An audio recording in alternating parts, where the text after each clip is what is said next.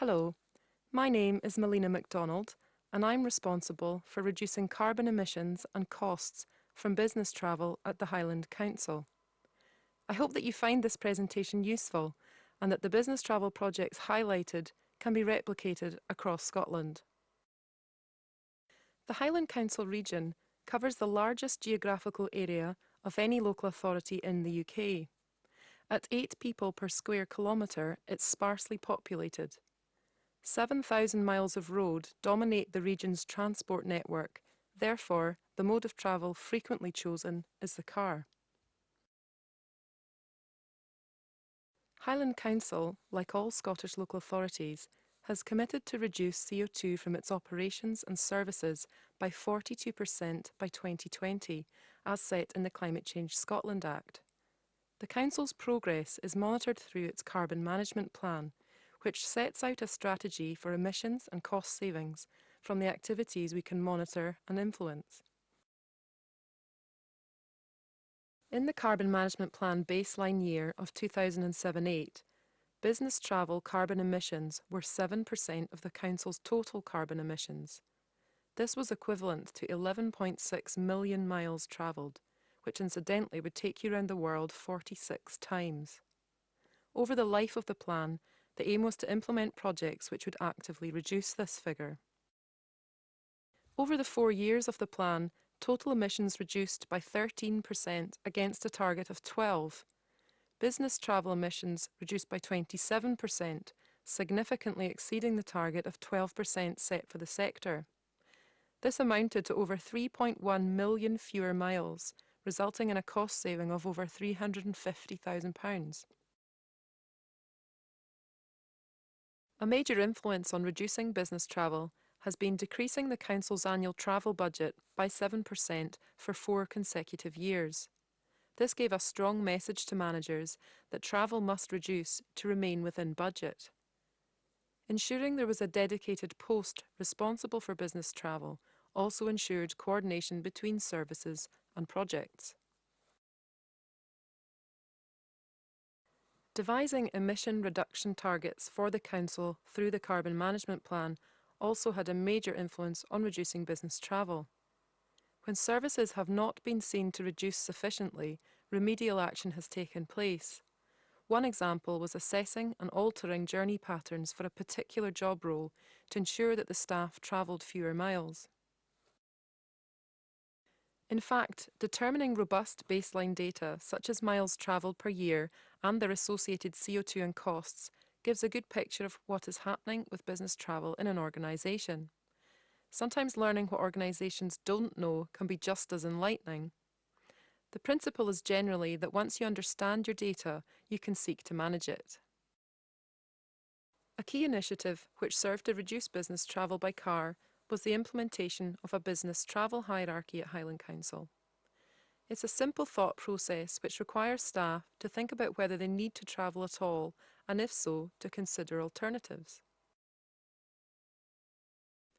It firstly asks whether business could be effectively completed by phone call, email, video or telephone conference, and now web meeting, or whether it could wait to a later date when they or a colleague are travelling to the same destination. The second consideration is whether the meeting is within walking or cycling distance. Generally up to 2 miles is felt appropriate for able-bodied people and 5 miles for cycling. Staff are also reminded that Highland pays 20 pence per mile to those cycling for business travel. The third consideration is whether travel could be conducted by public transport. Staff are asked to arrange meetings around bus and train departure and arrival times and to book tickets well in advance to obtain optimum prices. The final consideration is when staff feel that car travel is absolutely necessary. They should then consider car sharing and a hire car if the journey is over 70 miles. Highland also pays a passenger rate of half pence per mile, and last year 611,000 miles were claimed at a cost of £13,000. But if staff had travelled these miles in separate vehicles, it would have cost £158,000 more. Obviously, not making journeys saves the most carbon. Therefore, we've invested in video conferencing suites across the Highland Council. Telephone conferencing is also a popular choice, especially for meetings where the attendees know one another. We also webcast all strategic committees and are utilising desktop online meeting facilities more and more. The most carbon-friendly travel modes are walking and cycling. Therefore, the Council has improved cycle infrastructure at several key offices, subsequently obtaining the Cycle Friendly Employer Award. Also, 12% of our 12,000 staff have bought a bike through the Cycle to Work scheme. Walk to Work Week and Bike Week are promoted to staff with free bike doctor repair clinics, cycle mile competitions, free commuter training, prizes as incentives, and the development of a bike users group. We feel it's important to balance policies to reduce unsustainable travel modes with incentives to promote greener options that staff can enjoy.